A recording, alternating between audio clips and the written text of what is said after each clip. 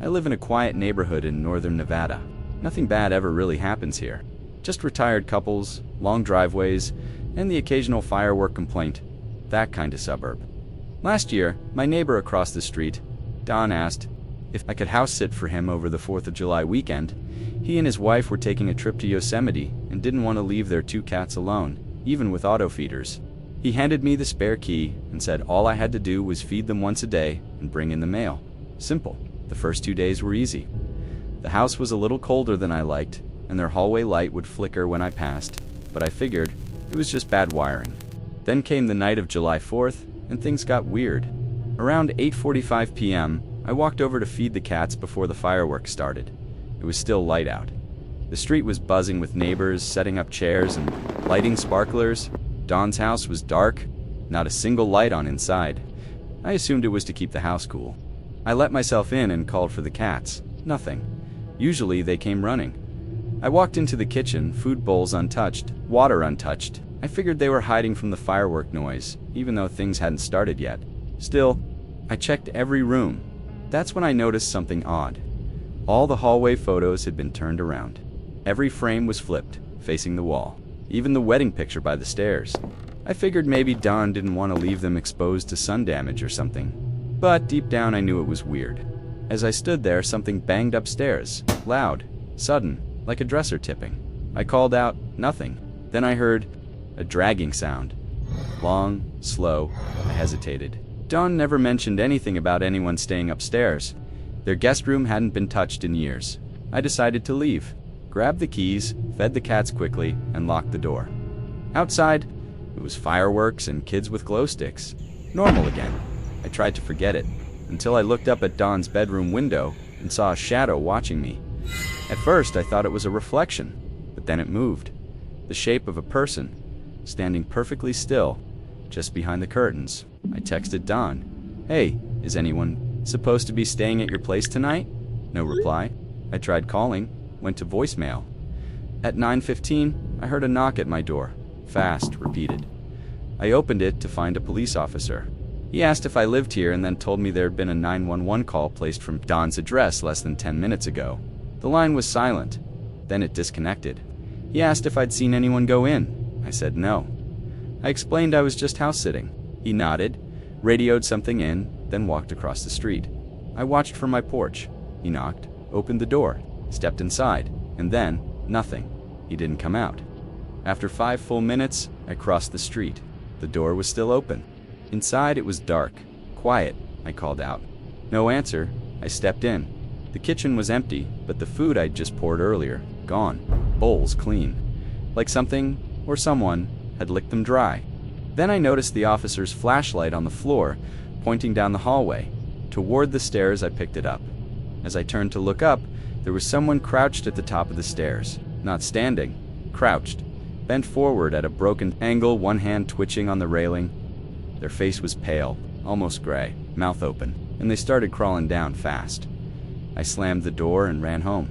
Locked every door, turned off the lights, didn't sleep. In the morning, the house was quiet again. No sign of the cop, no report. When Don returned, I asked him if he had security cameras.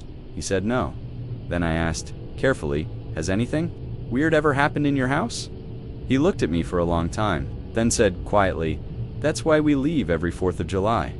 I asked him what he meant. He said, because it only comes out when the sky is burning. Then he walked inside and shut the door.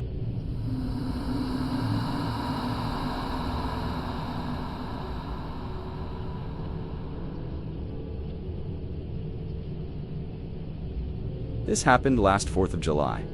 My hometown is small, real small, like 3,000 people, 1 gas station, no traffic lights. We've done the same thing for the 4th every year since I was a kid. Fireworks at the football field, hot dogs, country music, lawn chairs on the grass. It's the safest kind of boring. That night, I went with 2 of my old high school friends, Eli and Marcus. We laid out a blanket on the far end of the field, near the fence, away from most of the crowd. It was around 8:30 p.m., and we had time to kill before the fireworks started. So we did what idiots in their 20s do. We wandered. There's a patch of trees behind the bleachers that opens up into a dry, dead-looking lot. Nobody goes there. The grass doesn't grow, just dust and weeds and old chain link. Marcus pointed to something sticking out of the dirt near the fence line. At first, we thought it was a piece of a sprinkler head, but then we saw the curve of a handle. It was a box half buried, wooden, old. We dug it out with our hands. No markings on the outside, just rotten wood and rusted hinges. The lock had already fallen apart. Marcus opened it. Inside were 3 things: a small cloth doll, hand-stitched, missing one button eye, a bundle of hair tied with red string, and a piece of paper, yellowed, folded into quarters. Eli read it out loud. It said, "Do not uncover until the sky burns. When it does, she will rise again." At first we thought it was a joke, a prank, maybe some weird art project or old Halloween prop. We laughed it off and left the box under a bench by the bleachers. But something felt off. The air was too still. No bugs, no wind. Even the sound of the crowd on the field felt distant, like we were inside something, not just standing outside. At 9 o'clock sharp, the fireworks started. That's when everything went wrong. The first firework burst in the sky, red and white. People cheered, then another, and another. But I couldn't look away from the field, because down by the tree line, the grass was moving, like something was crawling underneath. I nudged Marcus. He saw it too. Something long, fast, slithering, just under the surface like a mole. It darted toward the bleachers, toward where we left the box. We ran back. The box was gone, but in its place was the doll, sitting upright, looking at us. Its missing button had been replaced with something wet and glassy, a human eye. We backed away, completely freaked out. Then the fireworks stopped. Mid-show just went dead. Sky went black, total silence. Then every phone in the crowd buzzed at once. An alert. Not a weather warning, not an Amber Alert, just a message. She is awake. That's it. People started murmuring, confused. Some laughed, some checked Twitter. Then a little girl screamed. Everyone turned. She was pointing toward the bleachers. We all looked, and someone was standing on the roof. A woman, pale, drenched, hair hanging over her face. Then she dropped down. Not fell, dropped, like a puppet whose strings were suddenly cut. And the screaming started. She landed with a sickening snap, but then stood up. Bones cracked back into place. Her head jerked side to side like it was fighting itself. And then she started walking, fast, toward the crowd. People scattered, kids tripped, adults pushed each other. The field went full panic in seconds. Marcus and I ran toward the parking lot, but Eli froze. He just stared at her. Then he started walking toward her, like he was hypnotized. We screamed for him. He didn't blink. He got within 5 feet of her. She leaned forward, whispered something in his ear, and he dropped. We never found him.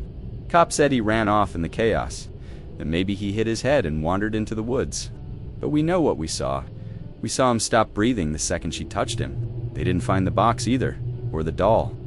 But yesterday, July 3rd, I found something in my mailbox. No stamp, no postmark, just a small package.